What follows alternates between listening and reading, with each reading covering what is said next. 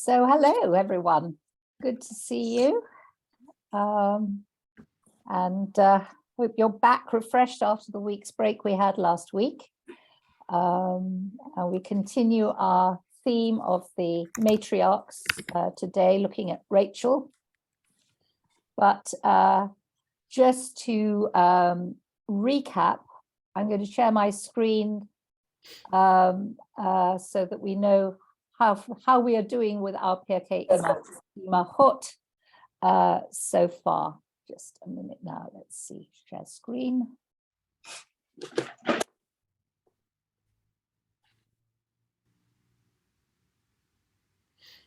So we started with Eve, who was the mother of us all.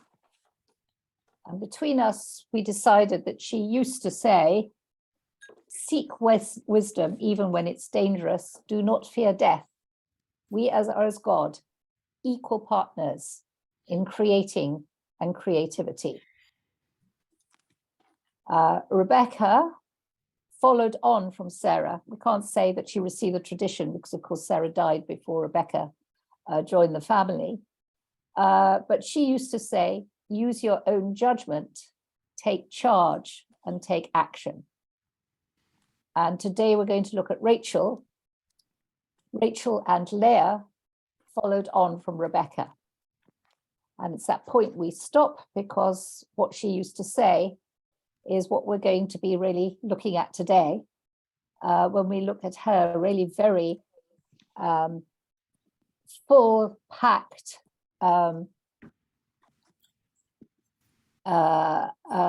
life. It's really Rachel and Leah because both of them have a huge amount to say. And of course, were very influential in the development of of Israel, of the nation Israel. So you do all have the texts, I think. Is there anybody who didn't receive the text? Okay, that sounds like it's a yes. And we are looking at chapter 29 to begin with. Let's see, yeah. I've got the wrong.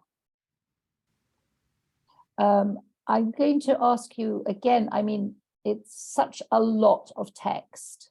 So rather than reading it outside, let's read just to yourselves the first two paragraphs.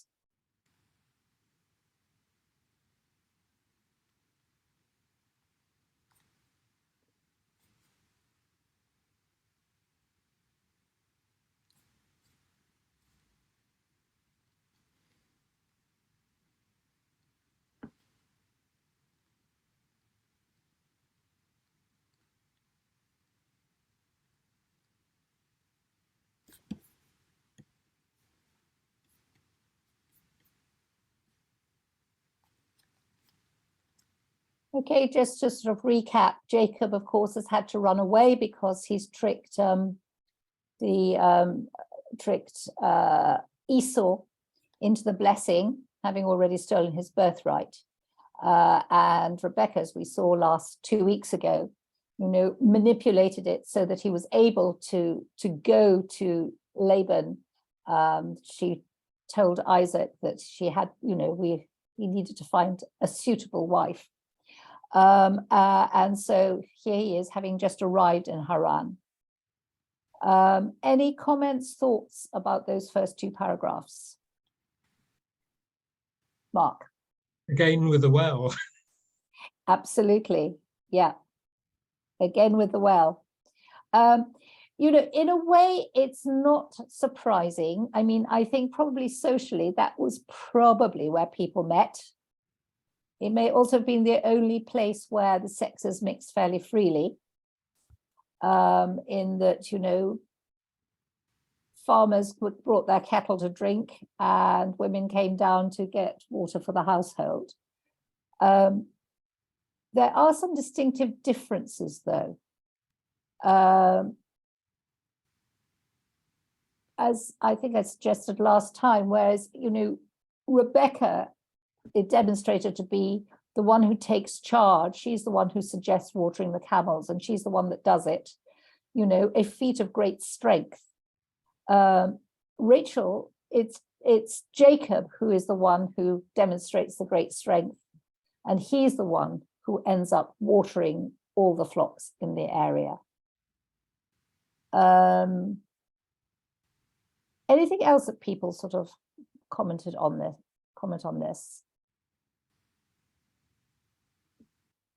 Well, he's clearly delighted to see her, isn't he? Absolutely. Jacob. Yeah. Yeah. Christina?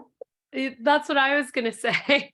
There's an Yeah. amazing footnote in the Women's Torah commentary. One cannot help but wonder about Rachel's response to the stranger who kisses her, weeps, Yeah. and then declares he is her cousin. Yeah, absolutely. Yes.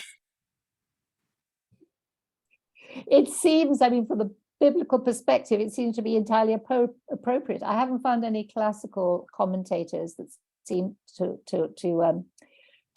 comment on this, although it is the only time somebody kisses somebody who isn't either a wife or a mother, with the exception, or a man, with the exception of Song of Songs, which is, of course, very different sort of literature. So it is kind of slightly strange.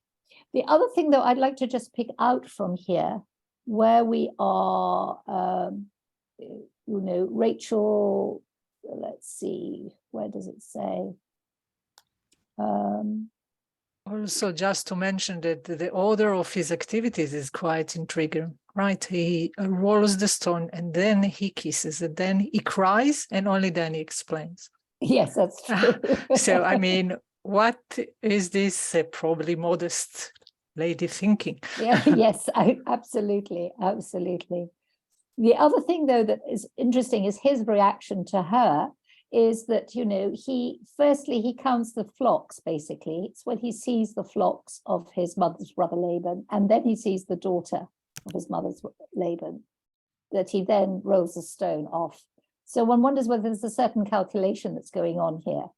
It's not that he sort of, you know, immediately falls for her, but you know, it's when he sees the flocks first, and then he saw Rachel, that he does this.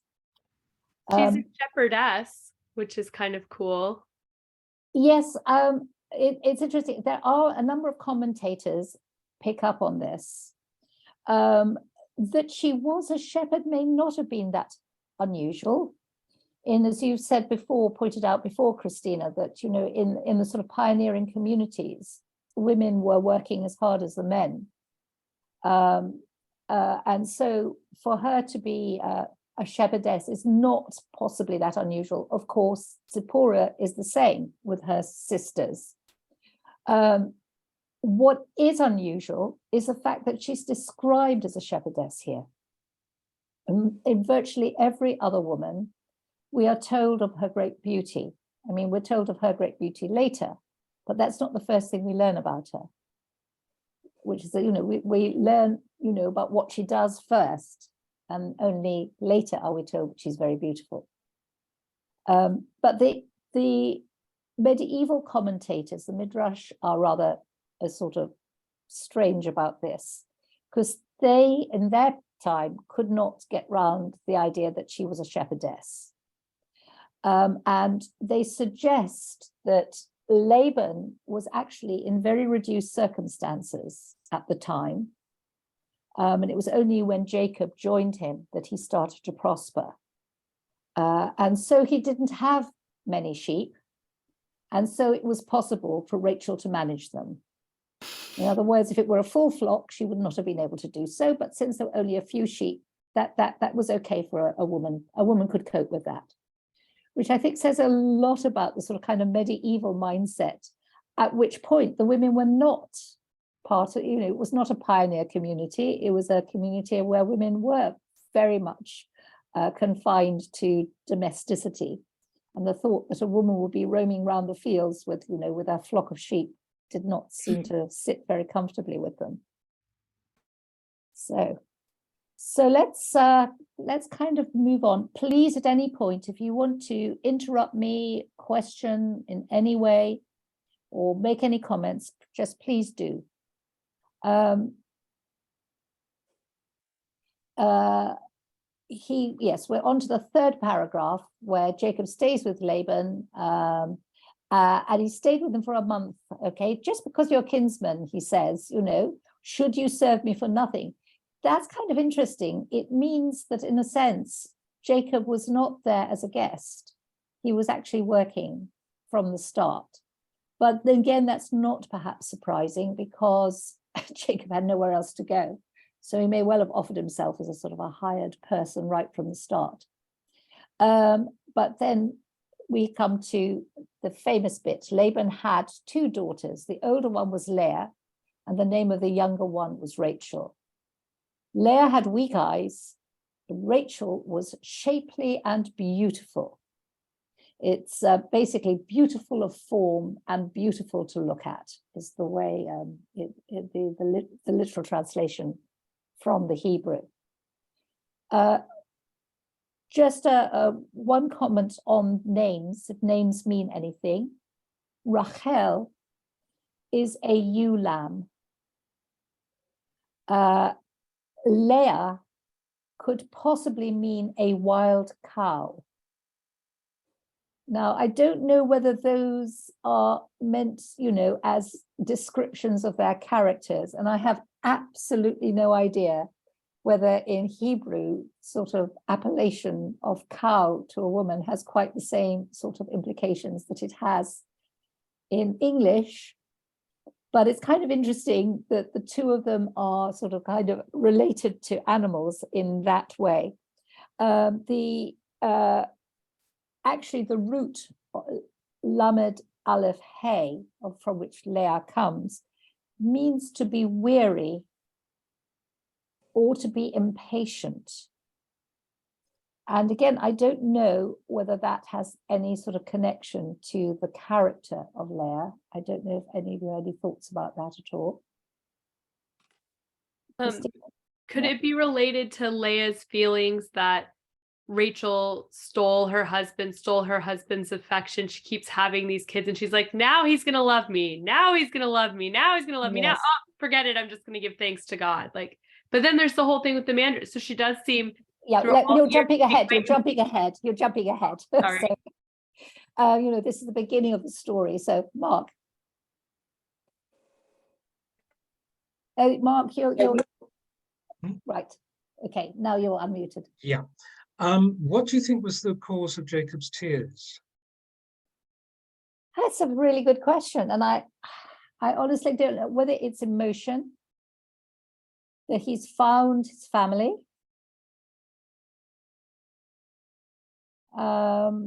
You know, he has been fleeing for his life. Relief that he's now safe. Yeah, I read his tears as relief. I was just wondering that, like, he's come from a very turbulent family that have not been particularly kind to each other. Maybe it is kind of tears of relief that meeting Rachel, he's finally kind of got peace and that security. Yeah. It's just a bit of a bold move for a first date, isn't it? It's yes. You know, he's not going, you know, it's not gentle. Maybe he hurt himself moving the stone off the well. That's also a possibility. Yeah. So it's possible, but the Midrash, we're looking at Leah's weak eyes. This does not mean short sight, although I think a lot, you know, I certainly always identified with Leah, and I know a lot of short-sighted women who did. And I was also an older sister, so I could sort of understand the problem. It probably means kind of lacking luster, they were suggesting, or another suggestion is lacking tenderness or sensitivity. This is from the Eitz Chaim, the Masorti commentary on it, that there was a sort of liveliness about Rachel that was very engaging, and Leah was kind of, well, I don't know, either bland or discontented, which might imply from her name. which showed so that she was equally beautiful, but she clearly something of her character will, made her less attractive as such.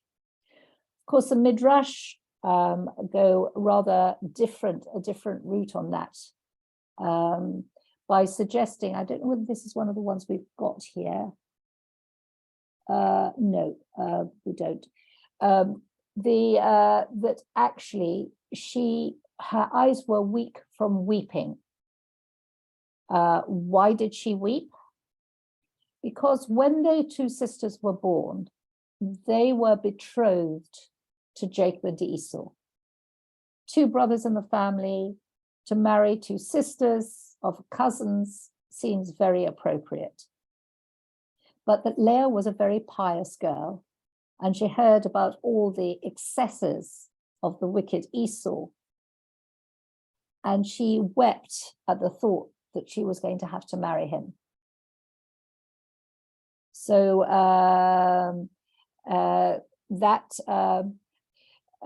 she and then the Midrash goes on to say she prayed that she would be released from having to marry Esau. And of course, it's one of those things that, be careful what you wish for, because she was by marrying Jacob. But of course, that was not happy, or certainly not initially a happy marriage at all. So anyway, if we carry on, it says basically Jacob loved Rachel and answered that he served 7 years for her. And he served 7 years for Rachel, which seemed but a day because he was so in love with her. And then the next paragraph, of course, is, sorry, carry on. Is Yes, there some reason why 7? Why exactly 7? It's a really interesting, 7 is a good number. 7 is a complete number. And also, I don't know whether there's a sort of kind of relation with the 7 of the Sheva Brachot.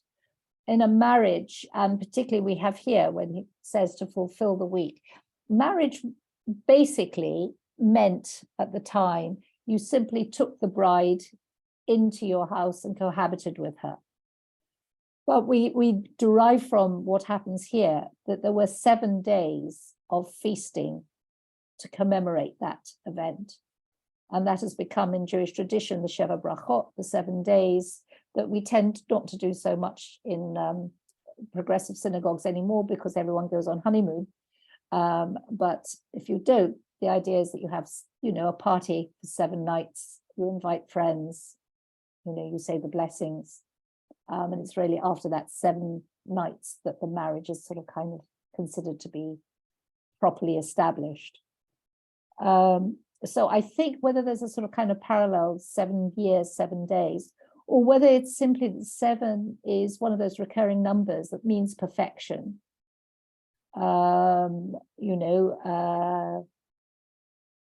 We've got 7 sabbatical years,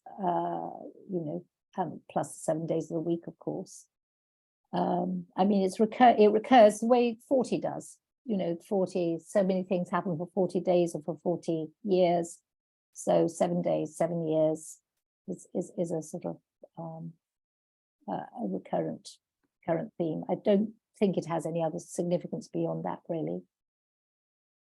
Isn't it 7 years and then you're fallow the land? Yes, exactly. It was 6 years. You're absolutely right. The 6 years you sow the land, and on the 7th year you rest it. It's a sabbatical year, Shemitah, which parallels the 7 days. Wouldn't that be like his whole, work the land or the sheep for the right amount of time and then a year of? That's an interesting one. That has a really interesting parallel there. That he would have been working the land for 6 years, and then in the 7th, he would have had the time off. Yeah, that's kind of interesting. So anyway, so after that, Laban doesn't seem to have remembered. It's Jacob who has to go to Laban and say, you owe me now. And basically it's give me my wife that I may cohabit with her. has Rachel been asked whether she wants to marry Jacob? Lots of shaking of heads. No, doesn't appear so. No. We don't know. I mean, is the answer. We don't know. I mean, you know, I suppose as far as the narrator's concerned, that's not important. I think there is an assumption that she, you know, she loved him as much as he loved her, but we don't really know, and we never do hear of her emotion. I mean, she is emotional about having children. We don't know really what she thought of Jacob.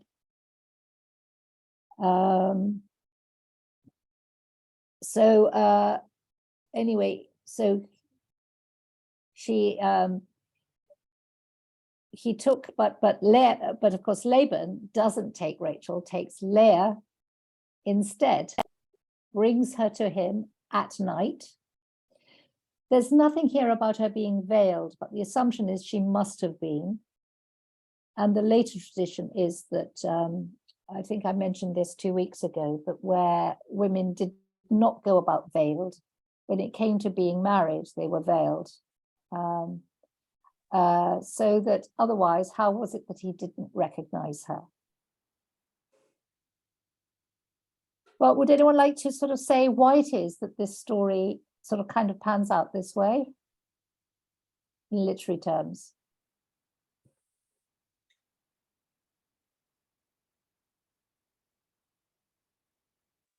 Julia? Well, one thing I notice, and it just, it's always with me because of there's artistic references, is the older and the younger thing. So it's always the older one, like Esau or Leah, who's being bypassed in some way. Yes.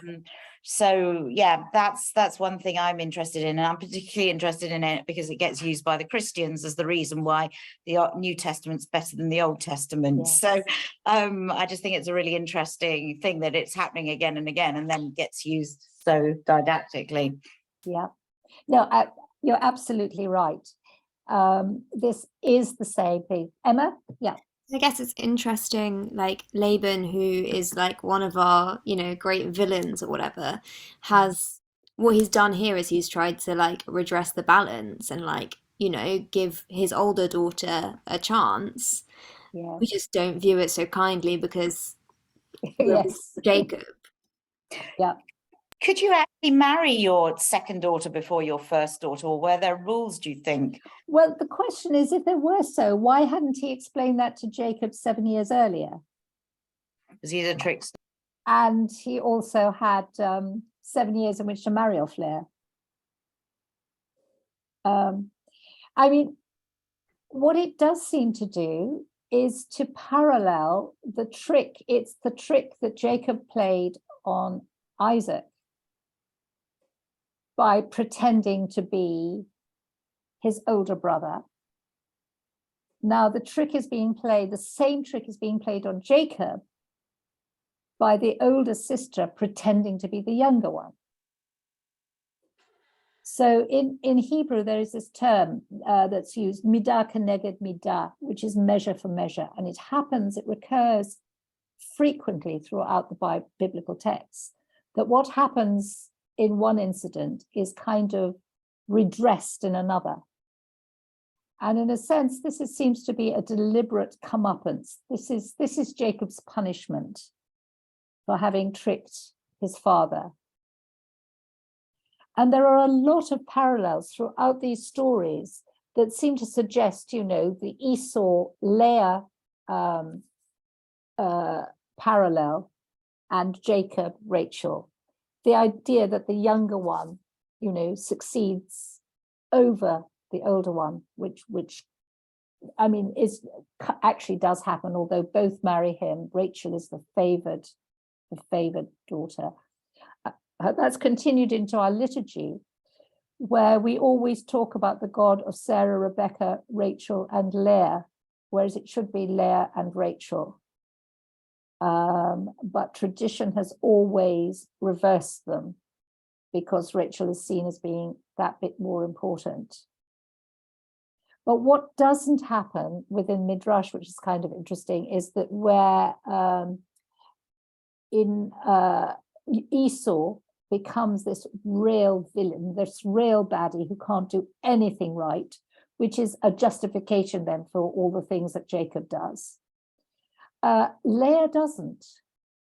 And then would you think they'd have ample opportunity for that to happen, because she's Laban's daughter, you know, and she could be the wicked one and the evil one, you know, and Rachel the good one. Why do you think that isn't the case? Because her children need to be painted in positive light. Absolutely, because she is a matriarch. She is responsible for 6 of the 12 tribes. So, you know, she can't be, because that would, you know, if she were wicked, then what does that make her children? And, you know, amongst her children is Levi. So the tribe that, you know, produces the priests, you know, Moses and Aaron were Levites. So clearly, you know, it's one of those things going back, you know, you go backwards in history. Clearly, since Moses and Aaron were Levites, Levi must be a good thing, although the one story that we have about Levi is anything but good, as we know. But you know, that's kind of justified, you know, because he becomes the priest. So therefore, Leah has to be good. And then Leah in the Midrash gets pictured as this really, you know, this really virtuous and essentially unfairly treated woman, who is basically, she's the pawn. Again, we don't know whether she wanted to do this. You know, did she collude with her father to cheat Jacob? In which case she deserves a punishment. And again, Midrash often say, yes, well, her punishment was that Jacob loathed her. You know, that was her punishment for being duplicitous. But you know, in other places, people are very, very sympathetic. And if you go to the first of the Midrashim that we looked at, which you'll find Bereshit Rabbah 70:15, must be towards the end because the text itself takes up so much view. It says, now Laban had 2 daughters, like 2 beams that run from one end of the world to the other end. This one produced captains, and this one produced captains. This one produced kings, and this one produced kings. This one produced slayers of lions, and this one produced slayers of lions. This one prophets, and this one prophets. This one judges, and this one judges. This one conquers countries, this one conquers countries. This one divided the country, this one divided the country. Now, before we go on, just to sort of work out who all these people are. Okay, if you're looking at the captains, I'm just trying to think, is that where we start? I'm trying to think. I'm beginning to have thinking about who the captains are, and I can't remember. I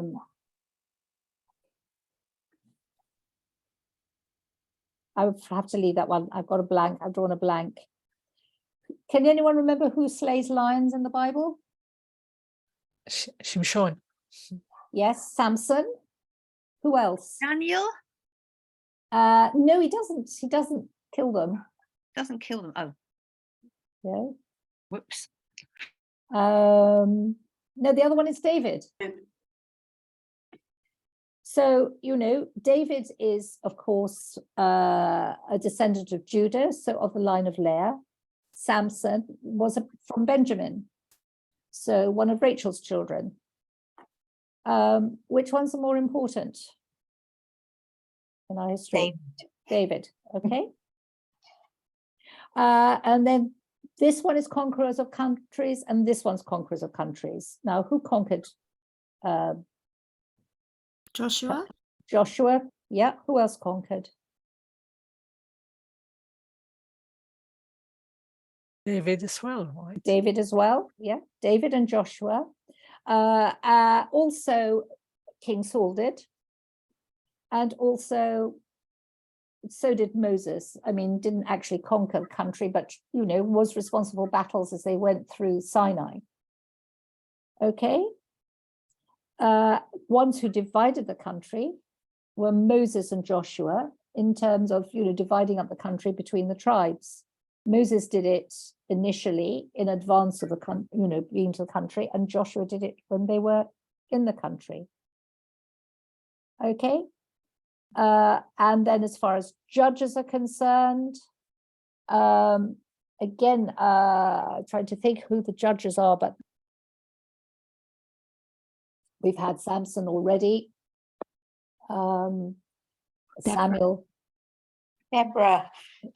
Yes, Deborah doesn't count in this one, of course, because I'm not entirely sure which tribe she came from. That wasn't a sort of relevant one. But, you know, if you carry on, that says the name of the older stroke greater one was Leah, because this is Gedolah, okay? Means older, but Gadol also means big, okay? So she was greater in her gifts. She had the priesthood for all time and the monarchy for all time. As it is written, Judah will be inhabited forever. And it is written, this is my eternal offering. Those are the proof texts, which you need to see the full context of the second one. But essentially, the Levites were the priests, and David and his descendants, that's the true dynasty of the monarchy. And the Messiah, of course, will come from David. Those two were descended from Leah. The name of the smaller or the younger, because Ketana means both younger and smaller, was Rachel, and she had smaller gifts. She had Joseph for a time, not for all time, but for a time.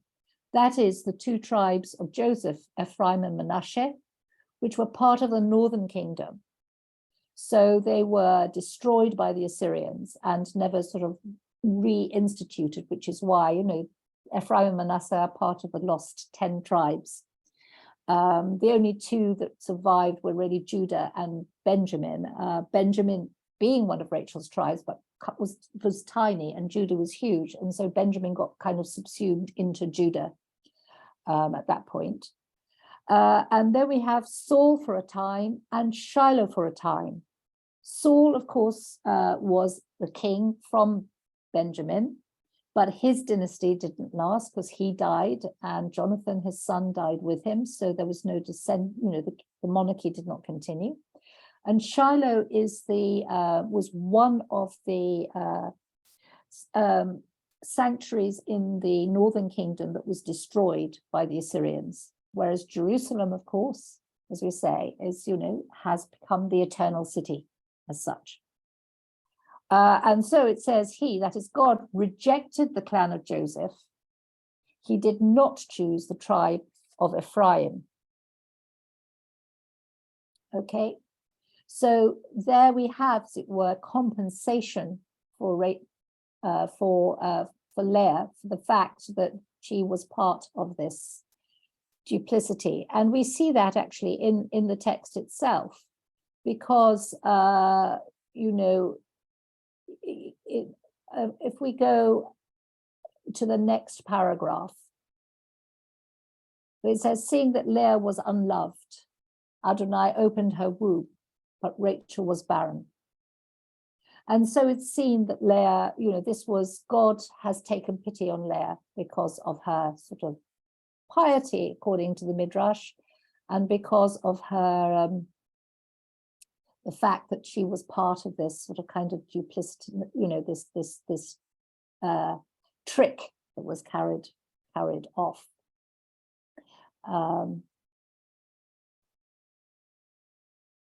So any comments, thoughts so far? Can I ask a question? Yeah, sure. Hello, hello. I'm really sorry to be late. I couldn't. You'll find lots of emails saying I can't find the link. Oh no. Find the link. So I'm really sorry, but I was really struck, if I may say, by the fact that we always are supposed to bless our children in the name of Ephraim and Manasseh, because they were.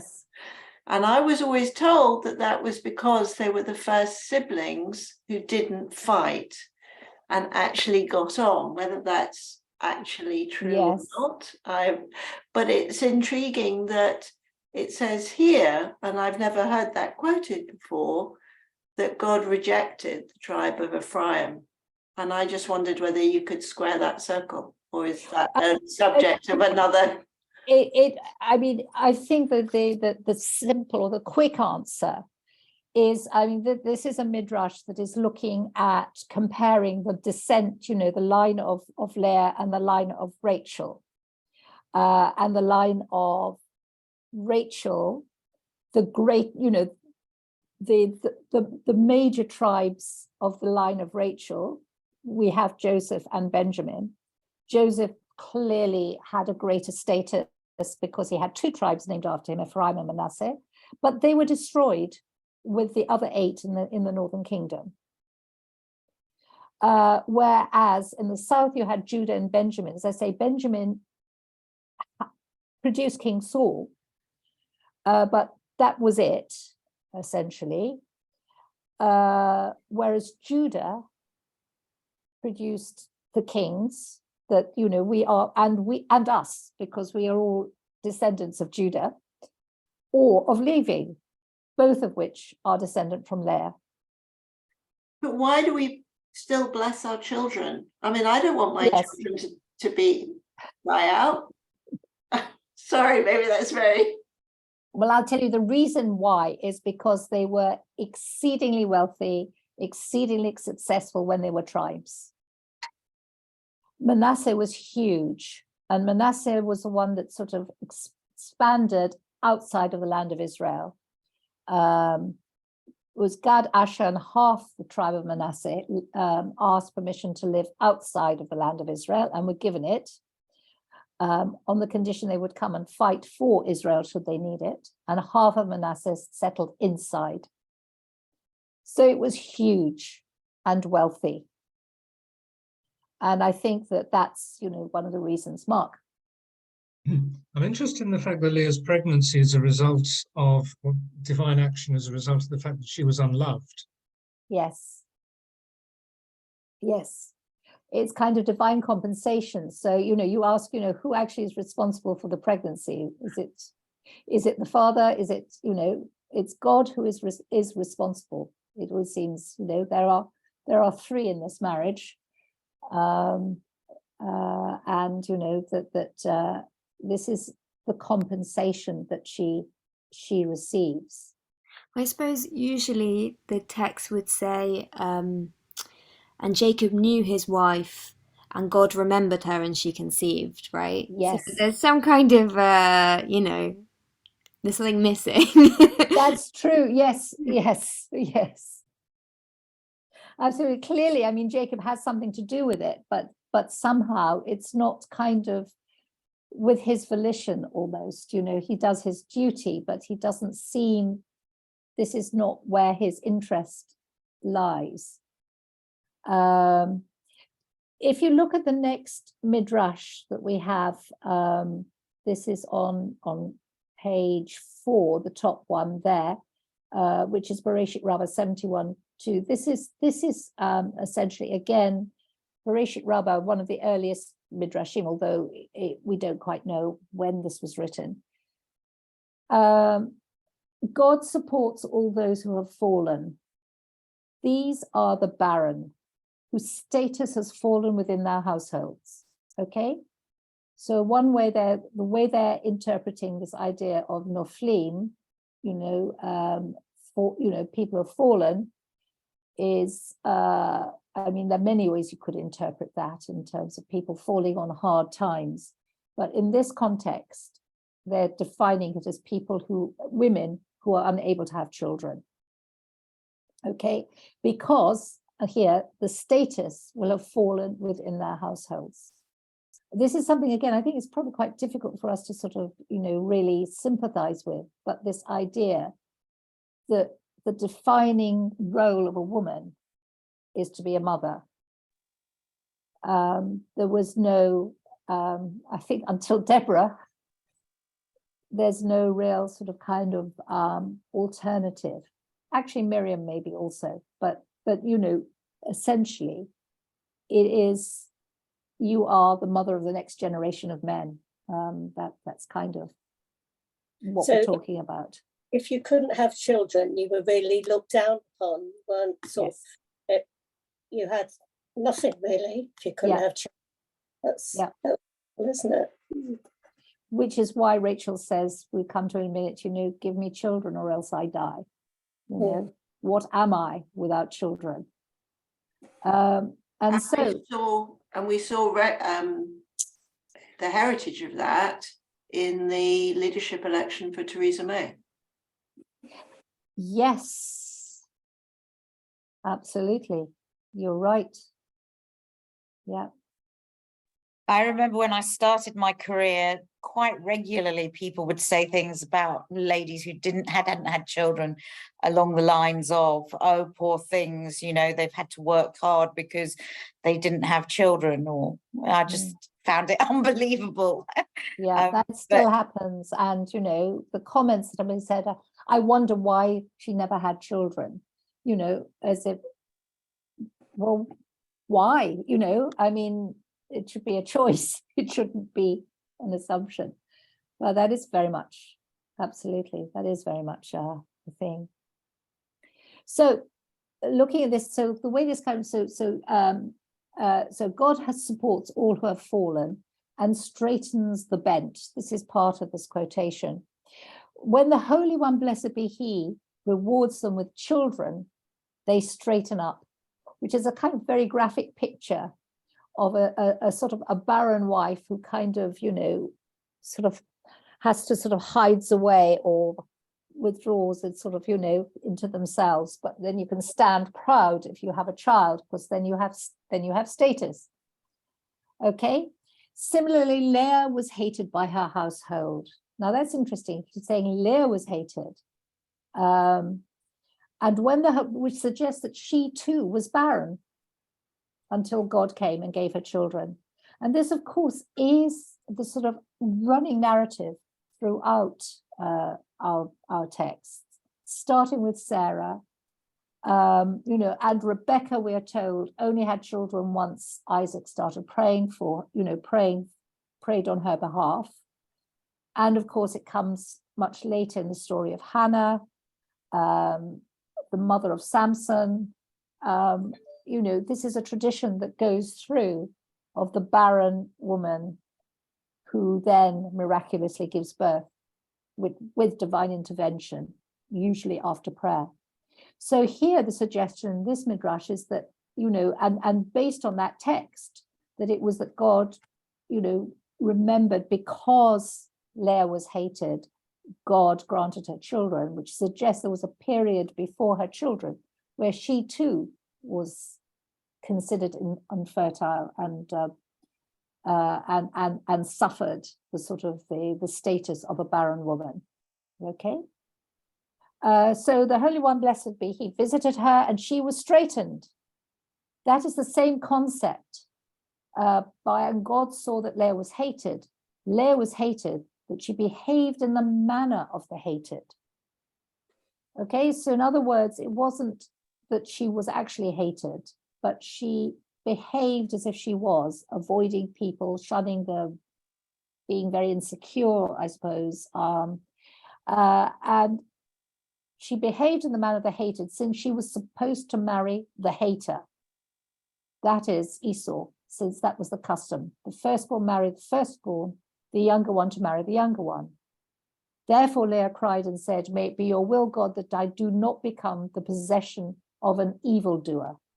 Interesting, again, this prayer that I do not become the possession of, which again, I suppose, sort of describes or sums up the sort of notion of marriage within the biblical midrashic period anyway. So, and Rabbi Huna said, prayer is strong. It annulled the decree. And not only that, but it made her come before her sister. Everyone would mock her. The unemployed people mocked her, the travelers mocked her, and even the ladies behind their backs mocked her, saying, this Leah, her inside is not like her outside. She appears righteous, but she's not righteous. For if she were righteous, she would not have cheated her sister. Now let's look at this again. All these people who mock her are people who have very low status in society. The unemployed, the travelers, the strangers who don't belong there. And it says even the ladies, of course, women having very low status there. So the lowest people basically made fun of her, which suggested that they considered her even lower than they were. Okay. But why did they? They thought she was a hypocrite because she cheated her sister. So the question is, did she have a choice? How is it that Laban gets off scot-free from this criticism? That's right, yes. You're absolutely right. I mean, Laban, if you're sorry. Yes, no, the Midrash go to town on Laban. They really do, a real sort of character assassination of him. You know, starting right at the beginning, you know, when Jacob comes, and again he kisses him and welcomes him in. And the story goes that, you know, when Jacob comes, Laban remembers Abraham's servant coming with all these gifts and presents and stuff, you know. So he thinks, well, if the servant of Abraham came with all these riches, how much more so must the actual favored son come? But of course, Jacob was penniless. He'd fled for his life. He had nothing.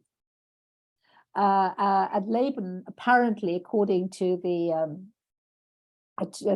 this midrash, kissed him in order to feel in his garments to see, because he thought, well, since he's got nothing, it must be hidden somewhere. You know, it's got to be hidden somewhere. And it was only, you know, after that he, you know, he agreed to him marrying his daughters, because he thought, then the wealth will come to me eventually. So they really do, you know, they do make him into a pretty vile character.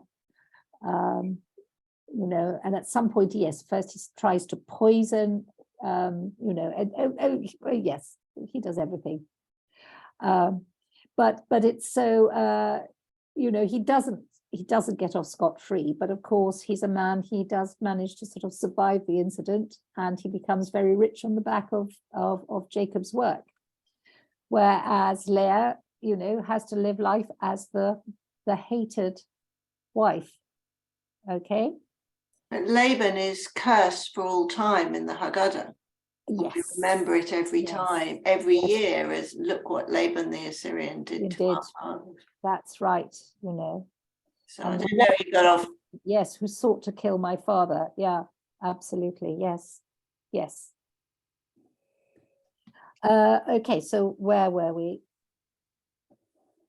Oh, yes. So Rabbi Hanina, in the name of Rabbi Shmuel, the son of Rabbi Yitzhak, said, when Jacob, our forefather, saw matters that Leah had cheated her sister, he made up his mind to divorce her.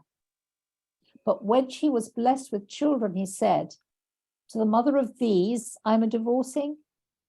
And in the end, he admitted he was wrong. And that is the meaning of the verse. And Israel bowed low at the head of the bed. Now, this again is sort of slightly, you know, it's totally dense with references, which we don't really have the time to sort of unpack all of them. But essentially here, you've got this idea that, you know, he started off by hating her, but ultimately he was reconciled with Leah. He wanted to divorce her, but God granted her children. He looked at the children, his sons, and felt he couldn't divorce the mother. Of course, the law at the time, he would have kept the children. She would have been sent out. but he would, the children would have remained with him because it was, a patrilineal society. But he couldn't do that to the mother of his children. And then he felt guilty for having had these thoughts of divorce and ultimately apologized about them. And the Midrashim go on further to say that they were actually reconciled.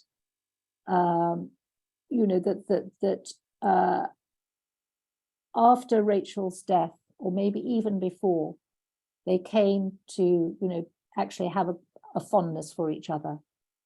So that relationship of hatred, which it seems to have started, did sort of mellow into friendship, companionship, and a closeness that, according to the Midrash, this is not, of course, biblical, but again, it shows that actually, they have the rabbis of the Midrash, where we've seen, are very good at kind of doing down women an awful lot, are actually very fond of Leah, possibly rather more so than they are of Rachel in many ways, although not entirely. Rachel also has great press, but Leah is seen very much as a saint.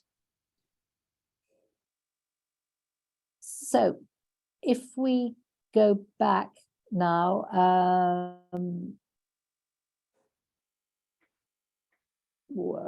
let's go back now and look at the names, because they're sort of kind of quite important. So Leah conceived and bore a son. His first named him Reuven, for she declared, it means Adonai has seen my affliction.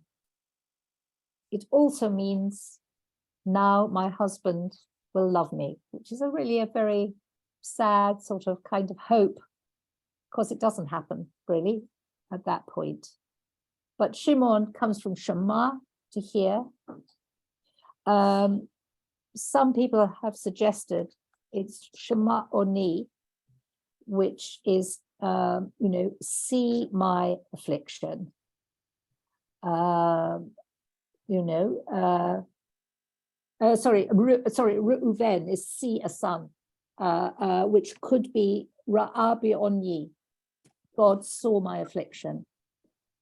Okay, whereas the second son, Shimon, is hear Oni, hear my affliction. God heard that I was hated, is the way it's translated here. Okay.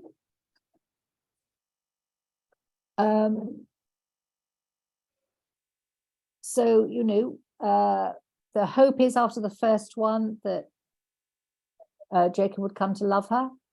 He doesn't. The third one, which is Levi, she says, this time my husband will become attached to me. With each son, she's trying very hard to get his attention and his love.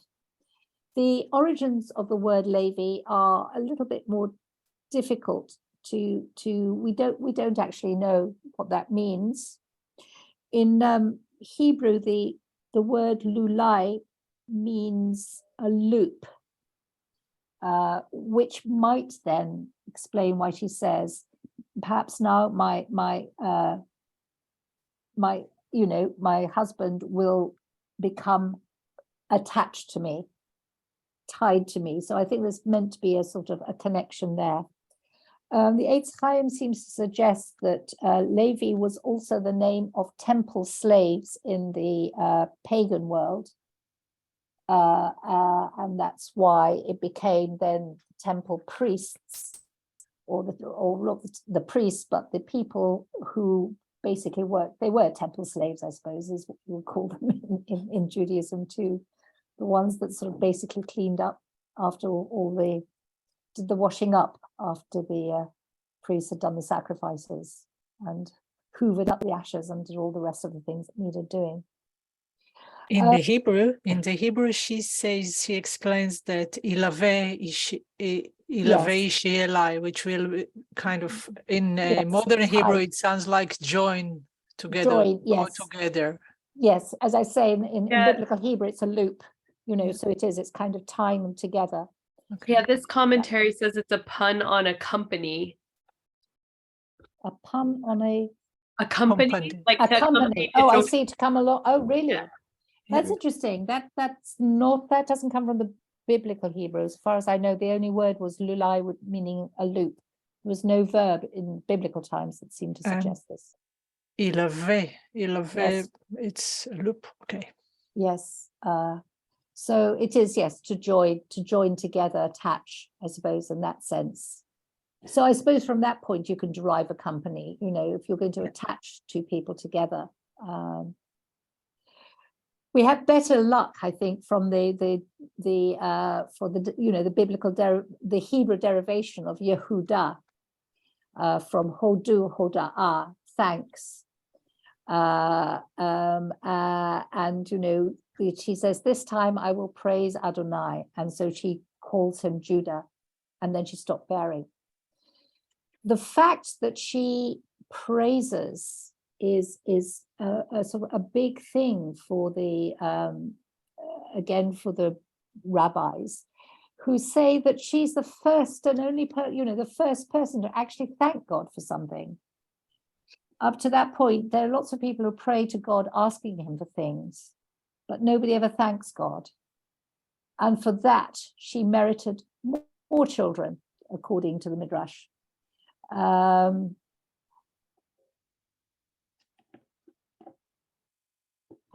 at this point, she stops bearing, okay? And it's at this point that Rachel, if we go into chapter 20, that Rachel says, Rachel saw she had, that she had borne Jacob no children, and she became envious of her sister. So here we have two sisters, each desperately jealous of the other. Leah is so jealous of Rachel because Rachel has Jacob's love. And Rachel is jealous of Leah because she has children. So you imagine what the sort of kind of relationship of the two sisters is.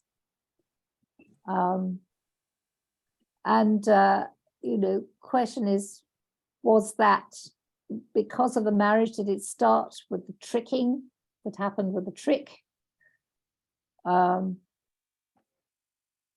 Anyway, bear that in mind as we go on. Okay. So anyway, Rachel says to Jacob, "Give me children, or I shall die."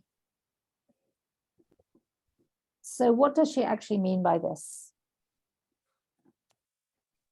Is this the status? It's the status, isn't it? She, it's going to lift her up to a higher status if she has children, because maybe she regards Leah as more important than her, because Leah's the one with the children. She might not have Jacob's love, but she's the one with the children, and that's defines them, isn't it? So absolutely. I mean, Leah, I think, as the first wife, has greater status anyway, even if she's only a wife older by 7 days than Rachel, because Rachel was married after the Sheva Brachot, after the 7 days, 7 nights of the sort of ceremony. They married, and then Jacob worked his extra 7 years. But even so, she was the first wife, so she would have been the principal wife. So yes, that and the fact that she has her children definitely means that she has more. It also could be seen as like an inversion of the promise that God makes to Abraham, in the sense that if she doesn't have any children, then she does die. Her line dies out. Yes. And I mean, this is clearly a pretty heated argument, because Jacob's basically like, I'm not God, don't talk to me, which is, it builds on what you said earlier about, actually, is it God who gives Leah the children, which is a connection I hadn't really made. But I mean, there's a note here that says that in effect, she protests not only the state of barrenness, but also the limits that her society sets on female autonomy. And I'm not sure I fully understand what they're referring to, but I imagine you probably have thoughts on that. Well, yes. I mean, if, again, what women had no status other than as wives to their husbands. and their use as wives, as far as their husbands were concerned, was only as great as their fertility. Because otherwise a wife was a mouth to feed. We're not talking about love marriages here, really. I mean, you know, yes, Jacob and Rachel seem to love each other. That certainly is the case, but that's very rare. You know, every other marriage is a contract. And again, you know, the point of marriage is to have children to further the line. Again, if you're thinking about a sort of pioneering society, you need children. You need to have those children to work the land. You need them to ensure that you continue, that the line continues. One thing, and I think again, it's the women's commentary that says this, which is kind of interesting. If you think back to the Abraham, the covenant with Abraham, God promises Abraham two things. He promises Abraham the land, and he promises him that his descendants will be as numerous as the stars in the sky. Now, the promise of the land is something that's clearly goes through the male line. Abraham, then Isaac, you know, who farms the land that Abraham had. Jacob, who grows very wealthy with cattle and flocks, which he then takes with him down to Egypt. And then, you know, the whole nation come back to claim the land again. But the second promise, the promise of descendants, is focused on these two women and Bilhah and Zilpah. So that part of the promise of the covenant, you could say, is the, you know, brings the women into the covenant, because they are the responsible for providing the descendants. So it is a way of kind of equalizing or giving women a role in this history. And it's kind of interesting, you know, I used to always resent, and I still do somehow, that the matriarchs are defined entirely as to who their sons were. But on the other hand, it is that gives them a real sort of major contribution in that covenantal relationship, that without them, the promise could not have been fulfilled.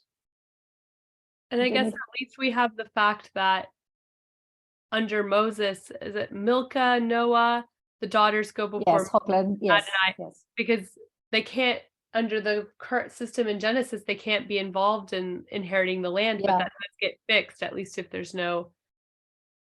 It sort of gets fixed, sort of, you know, it's better than other ancient sons. societies, Yes. at least. Absolutely, yes, yes, it is. But it does sort of, you know, so they have this role, you know, which I think is quite a, you know, a significant one. This is why they are the Imahot, the mothers, because they are the mothers of the nation. Just as a bit of an aside, I'll just say this because it's a personal beef I have when the Reform prayer book, which has this option of saying the matriarchs and the patriarchs either separately or together. And most people say, you know, God of Abraham and Sarah, of Isaac and Rebecca, you know, and of Rachel and of Jacob, Rachel and Leah. I really don't like that, because that, I feel, does reduce the matriarchs to adjuncts of their husbands. Whereas if you separate them out, Abraham, Isaac, and Jacob are responsible for part of that covenant. Sarah, Rebecca, Rachel, and Leah are responsible for the generation, for that part of that promise that, you know, your descendants shall be as numerous as the stars in the sky. And the matriarchs, in a sense, it gives them an autonomy, which I think they had. They have their role, which is quite distinctive from the role of the men in the story. So I always like to, when we say the Amidah, say the men first, then women. Occasionally, I like to say the women first and then the men, which throws everybody. But, you know, it's just giving them that sort of separate thing. Also, it's actually quite important because as far as we can tell, and it's not that easy because we don't have women's prayers until the Techinas of probably the 18th century onwards. We don't really know how women prayed, but the tendency is to think that they would have invoked the matriarchs. Because when we do look, the prayers that we do have, which as I say are probably 18th century, maybe a bit earlier, they're all about women's issues, which tend to be around childbirth, child rearing, and their prayers are to the matriarchs. So you pray to the matriarchs, may the birth be easy, or you pray to the matriarchs, may I have a child. You invoke, don't pray to them, you invoke them. So the women would do that while the men were in synagogue praying to Abraham, Isaac, and Jacob. They would be at home, praying to the God of Sarah, Rebecca, Rachel, and Leah. So, any more thoughts, comments before we move on? It's just something, being that we're modern and reform, is what about poor Bilhah and Zilpah? Yes. Why aren't we including them now? I mean, it's ridiculous. You're absolutely right. What I found quite fascinating is apparently they were included in some midrashim, but I haven't been able to find them. But there was a period in rabbinic literature where they were included. There is a tradition that they were half sisters of Rachel and Leah. I mean, again, Midrash loves to make these connections. No, everybody's related somehow, and nobody doesn't have a connection. So they were, according to several Midrashim, they were the children of Laban's concubines. So they were half sisters. Because they were the children of concubines, they had no inherited status as such. So they would have become servants, just as their mother was probably a servant. But they were related. And therefore, and in a patrilineal society, they were also the daughters of Laban. And also because they are the mothers of each of them of two children who become two tribes, we should be including them. Sybil, Tony Rees at Exeter, he always adds Zilpah and Bilhah into the Amidah at the end. Every single time he says it, he always adds them in. Yeah. Yes. That's great. But I think the argument against including them is the surrogacy. We've come across this with Sarah and Hagar, but with Sarah and Hagar, it went horribly wrong. And Ishmael was resented by Sarah, and Hagar was thrown out twice. And so Hagar was never considered to be Sarah's son. But here, the surrogacy goes right. Rachel gives Jacob her maid Bilhah, and the child is born onto her knees, as should be the case. And the son is adopted by Rachel. So it's Rachel said, God has vindicated me. God has heeded my plea and given me a son. So she clearly is taking on and adopting the son and names him. And that's something actually also we haven't said, which is really, really important, is that throughout this, it's the women who are naming the children, which doesn't happen elsewhere. It's the fathers that do. But here, the mothers are naming them. So again, it's giving you that sort of indication that the build-up, the tribes are descended from their mothers. The matriarchs are very much the ones who control. Emma, yeah. I'm not sure how far this, because I think we are still encouraged to see Bilhah and Zilpah as separate to the wives. Yes. And so there's an incident with Reuben trying to take Bilhah as, I don't know, his wife, or I'm not sure well, it seems like a Sleeps with rape. her. Or, He yeah. sleeps with her, yeah. And like the way that Jacob reacts shows that he does feel ownership over Bilhah as well, not Yes. just as a surrogate. Yeah. Yeah, that's true. That is true. But you know, what you have here is very clearly Rachel taking ownership. And so, you know, she names him Dan, which is judgment. You know, this is justice. She's got her son. And then a second one, you know, which he says, and this is, what does this remind you of? Rachel said, a fateful contest I waged with my sister, and yes, and I have prevailed. Is that reminiscent of anything? Esau. Jacob and Esau? Absolutely. Well, yes, it's not actually Jacob and Esau. It's Jacob wrestling with a stranger.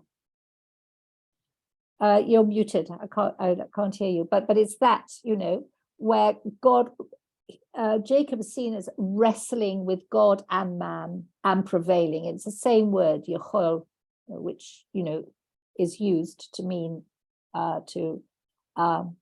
basically a win, you know, was able to keep, to maintain themselves and succeed. So it's I think a sort of very marked reference, which is suggesting that Rachel is the equivalent to Jacob. She also struggles and prevails. Mark. If she is and to be equated with Jacob, then is Leah to be equated with God or the angel? That's a really interesting thing, because Leah is usually equated then with Esau, of course. That's really, I haven't. I mean, Jacob wrestles with. Yes, that is, you're absolutely right. I don't think so, because Esau's not part of that wrestling, and Leah is not part of that wrestling. Although actually Leah is, because that's what Rachel's talking about. Or is it that Rachel is talking about her barrenness, that she's wrestling with the fact that she has no children, rather than her fight with Leah at this point? Could be. What struck me is that God had given Leah the child. Yes. So we have this, and the same book, as you say, is being used for that. Prevailing. Yes. Faithful, yeah. But what is interesting, you see, Rachel now is very happy.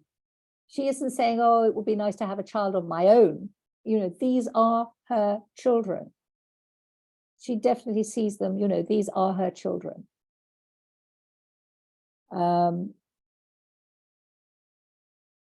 so then Leah, and again, I think this is sort of kind of possibly, you know, this is where the jealousy comes in. You know, Leah has already had 4 children and had no more, but because Rachel has given her handmaid to her maid to Jacob, Leah does the same.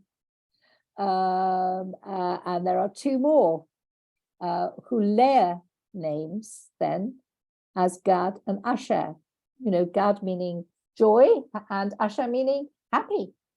So she's obviously ecstatic now, and technically she now has 6 children. Okay. And then we come to this weird story about the mandrakes. Mandrakes, which I think in classical literature are very much seen as aphrodisiacs, are also associated with fertility. Reuben finds them, gives them to his mother, presumably because she wants to use them on Jacob to try and awaken his desire for her. But Rachel wants them because she wants to have children, it seems. And, you know, Rachel says to Leah, please give me some of your son's mandrakes. And Leah's, you know, answer is just so so tragic, I think. You know, she says, was it not enough that you take away my husband, that you take my son's mandrakes? It's slightly ridiculous, you know, to compare husband to the mandrakes, but you can hear the sort of pain behind it. That, you know, Rachel's got everything now, you know, she's got children and her husband. And now, you know, she's not even allowing Leah her mandrakes. It's sort of, you know, it doesn't seem fair. But the result of the exchange is the fact that, you know, God heeded Leah. So God is still so much on Leah's side. And she bears a fifth child,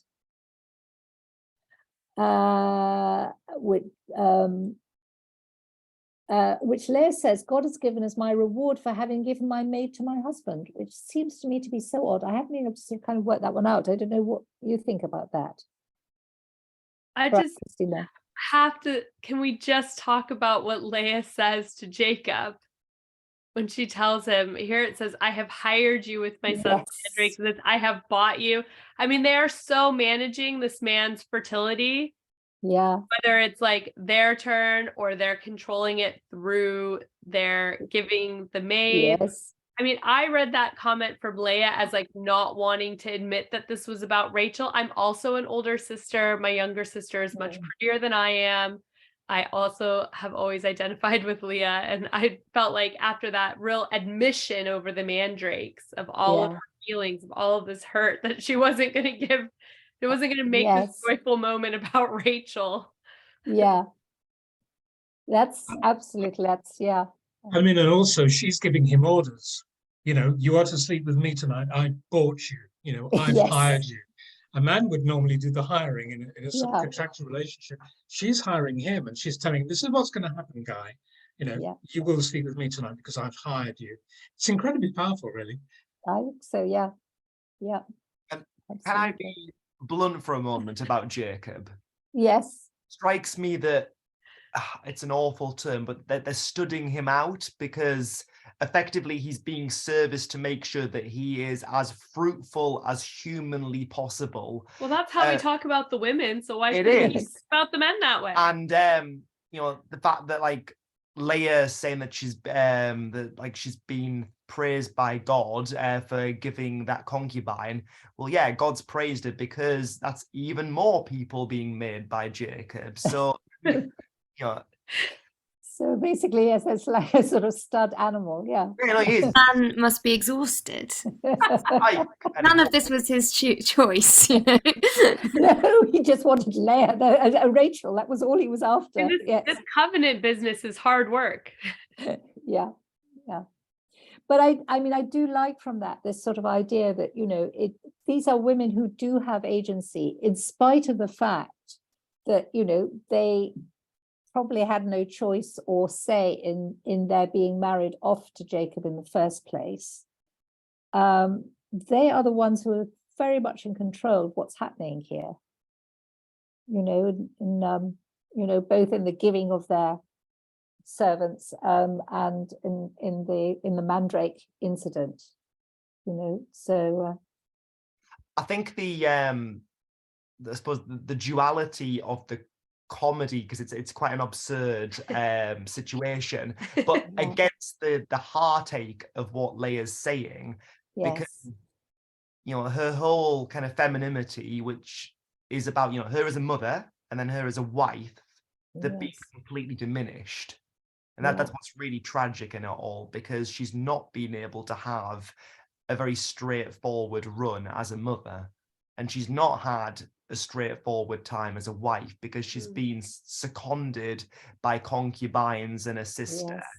So it's but I had a look at my phone, and what's quite nice is on Ritual Well, prayers for conception and for fertility reference Leah. Reference Rachel, which I thought was quite nice. Yes, that is good. That's interesting. Yeah, no, that is good. No, I mean, what again? I mean, that's what emphasizes this, of course, is the name that Leah then gives for the son that is born, which is Issachar, which, you know, comes from Schar, which means payment. So, you know, she's acknowledging that she kind of paid for this one, you know.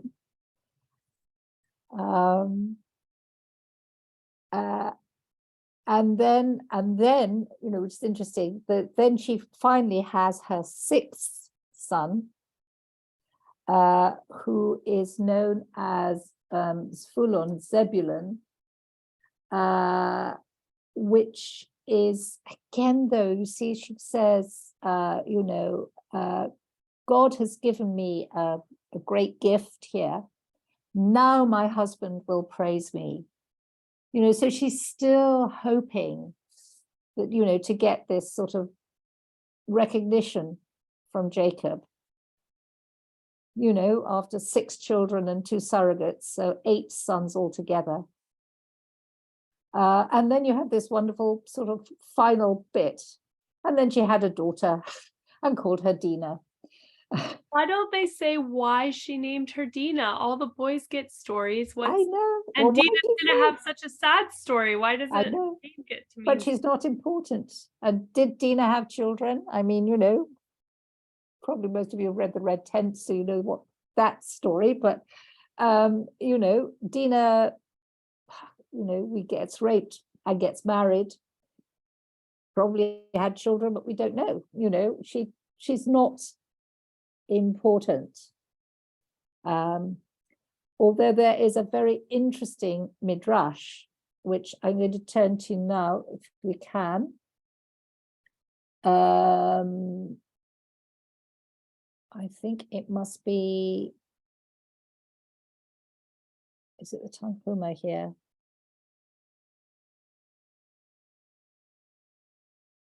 I don't know, I don't have it, sorry. I thought I had it, but I don't. I'm sorry. The midrash. Just wait. Let me have a look.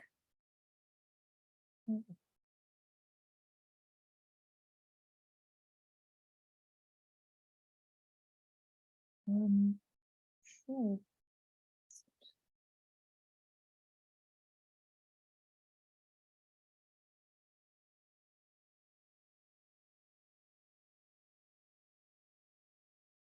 Should be the Tanhuma.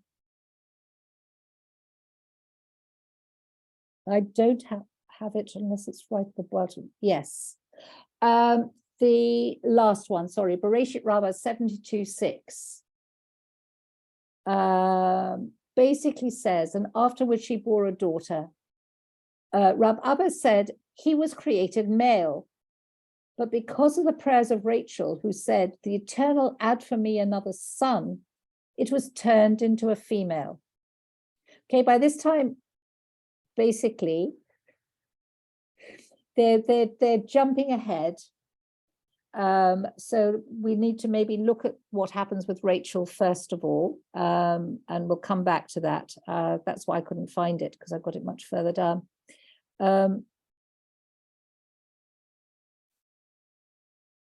Okay, we have after Dinah, now God finally remembered Rachel. Okay, God heeded her and opened her womb, and she conceived and bore a son, and said, God has taken away my disgrace. Okay, so it seems here that, you know, maybe her happiness of having the 2 surrogate sons was relatively short-lived, particularly in comparison to her sister's, you know, fecundity. And now she has finally got her own son. And she named him Joseph. And this is, which is to say, may Adonai add another son for me. Hang on, is she not satisfied with just one son? Isn't it odd? You know, finally, after all these years, she gets her child, and rather than naming him with a name that would sort of, you know, like Yehudah, where, you know, Leah is grateful to God for the child that she's been given, Rachel's saying, this is very nice, but can I have another one, please? It's kind of a bit strange, isn't it? I think the whole psychodrama is just to do with the sister. Like, you know, everything relates back to the trick that was played on them. And yeah, it will never be enough for Rachel, I think. Well, but then what you have, which is so interesting, is this midrash. So, you know, afterwards she bore a daughter. Rabbi Abba said that originally he was created male. There is this wonderful belief in the Talmud that the sex can change through prayer. So, you know, a pregnant woman, you keep praying that she will give birth to a son. And apparently, you know, Leah was carrying a male. But because of the prayers of Rachel, in other words, when Rachel said, the Eternal add for me another son, in other words, you know, calling him Yosef, it was turned into a female. Then Rabbi Hanina ben Pazai said, the matriarchs were prophets, and Rachel is one of the matriarchs. She did not say, the Eternal add to me other sons, but another son. Okay, she said, Jacob will have one more son, please may it be from me. So in other words, as a prophet, she knew that Jacob was going to have 12 sons. Okay. And there's another midrash which builds into this. Okay, so Leah had 6, Zilpah had 2, Bilhah had 2. And the midrash sort of goes on to say, well, you know, the women got together. We've got a shortened form of it here. You know, all they gathered together, and they said, actually, if Leah only has one son, so if Leah has 7 sons and Rachel only has 1 son, she will be less in everybody's eyes, even the Bilhah and Zilpah, the maids, because she hasn't even got as many children as them. And so the 3 other women got together and prayed to God to say, let Leah's child be a girl, so that the 12th and the final child, the final son, would come from Rachel. Which suggests that Leah, there was a form of reconciliation that was kind of taking place here. And again, if you follow the Midrashic story, that is what happens. It's not only that Jacob and Leah become reconciled, but actually Rachel and Leah are also reconciled. And here Leah prays that Rachel should have a son. But there is an irony, and I'm going to have to rush because we're coming to the end now here, but to look up the next story about Rachel stealing the teraphim of her father and hiding them, the idols of her father, and hiding them. And Jacob at that point says, whoever's stolen them, you know, deserves to die. Remember what Rachel said when she had no children, give me sons or else I die. Well, of course, she dies in childbirth, giving birth to Benjamin. So there's a great sort of sadness and tragedy and irony in that. And then the greatest sadness or irony is the fact that she's then buried on the way, and it's Leah, the less favored wife, who gets buried alongside Jacob, or rather she dies first and gets buried there, and then Jacob's brought back from Egypt and buried next to her. Well, one of the most interesting midrashim, I think, is the one that comes from Eicha Rabbah, the beginning of Eicha Rabbah. It's a very well-known one, which puts a very different, or it adds another element of tragedy into the relationship between Rachel and Leah. And I'd like to read it to you before we finish. This is the context. This is Lamentations, and it's all around the destruction of Jerusalem and the exile of the people. And one by one, the patriarchs plead to God, saying, how can you do this to your people? And God responds to each of them but my people have sinned and they deserve to be punished. And after Abraham, Isaac, and Jacob have appealed to God and failed to move him, Rachel stands up. At that moment, Rachel, our matriarch, interjected before the Holy One, blessed be he, and said, Master of the universe, it is revealed before you that your servant Jacob loved me abundantly and worked for my father 7 years for me. When those 7 years were completed and the time for my marriage to my husband arrived, my father plotted to exchange me with my sister for my husband. The matter was extremely difficult for me when I became aware of that plot, and I informed my husband and gave him a signal to distinguish between my sister and me, so that my father would be unable to exchange me. Afterward, I regretted what I'd done and suppressed my desire. I had mercy on my sister so that she would not be led to humiliation. In the evening, they exchanged me with my sister for my husband, and I transmitted to my sister all the signals that I had given to my husband, so that he would think that she is Rachel. Moreover, I entered beneath the bed on which he was lying with my sister. He would speak with her, and she would be silent, and I would respond to each and every matter that he said, so that he would not identify my sister's voice. I performed an act of kindness for her. I was not jealous of her, and I did not lead her to humiliation. If I, who is flesh and blood, was not jealous of my rival, and I did not lead her to humiliation and shame, you, who are a living and eternal merciful king, why were you jealous of idol worship that has no substance? And you exiled my descendants, and they were killed by sword, and the enemies did to them what they pleased.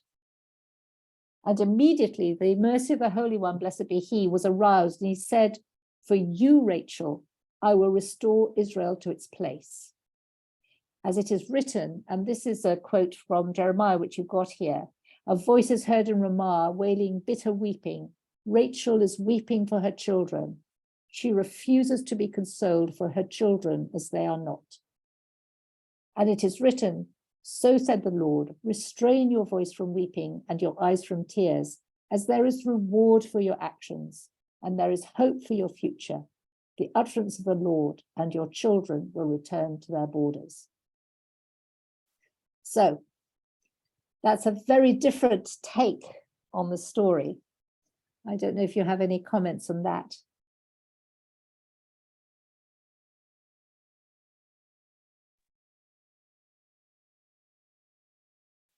I suppose it's playing with something similar to the red tent, right? That we want to believe somehow that the sisters knew about it, had some agency, that they weren't rivals. And I don't know why we want to believe that. But yeah, it's kind of playing with that same thing, and like that's the kind of, I don't know, mercy or something that we're to aspire to. Is that not mercy, like compassion? That's it. That we're meant to. I think it has another element to it, which I'll come to in a minute. But Julia, you want to say something? No, I just find it all in this whole thing of being under the bed and everything was just. I was just checking up all's well that ends well, because that always amazes me as well, where you have the swapped wives and measure for measure, actually, as you mentioned, measure for measure. So I suppose it did go on if Shakespeare and God write about it, basically. But yeah, yes. I think that it is an inspiring story because, well, we human are made of many sides, and morality and selfishness are playing both in us, right? So to me, it makes sense that some part of Rachel wanted to help her sister, and some part envied and resented that. So yeah, I think that it's a beautiful story and very much more artistic than other interpretations. Okay, Deborah, you want to say something? You're muted. You're muted. That they're all really a bunch of tricksters, because look at Jacob walks away, a wealthy man after mating the sheep so that some are speckled and some are clean. So everyone gets their, you know, their whatever in the end, you know, so I don't know. It just seems like there's, I mean, yes, it's beautiful how these sisters, you know, work together, but they're really, everyone's just out for themselves. They're also all victims, though. Like, it's always someone else's game that they're trying to play in the cleverest way possible. But, like, ultimately, nobody seems to have chosen, apart from Laban, for them to have ended up in this position. That's true. But what I mean, going back to this idea of measure for measure, if we go back to this comparison between Jacob and Esau, that is a rivalry and a hatred that is never reconciled. According to this midrash, the difficulties, you know, and boy, was it difficult, to say, to lie on the bed of your, you know, your sister sleeping with a man that you love, you know, but it's resolved, you know, the jealousies and the hatreds are resolved through this really difficult act of sacrifice of Rachel's. That seems to be the point of this sort of midrash, that where the men get it wrong, the women get it right. And that's why they become the model then, you know, that it's Rachel who can stand up and tell God that he's being unreasonable. And God listens. So, question is, this is your homework for next week. We have Rachel and Leah as Pirkei Imahot. What would they say? What are the words of advice that they would say to us? I'll leave you with that. Email me. I think the answers, and we can look at them next week. Okay. Change your program for next week. We won't look at the wise woman of Avel, but instead at Serach bat Asher. I thought while we're looking at these sort of matriarchal stories, I mean, hers is such an interesting one. And by coincidence, we've been actually following the parasha, you know, over the last few weeks, so that it makes sense to continue to follow the parasha. So if you don't mind, next week, we will look at Serach bat Asher, and then continue then with Michal and Judith. So see you all next week.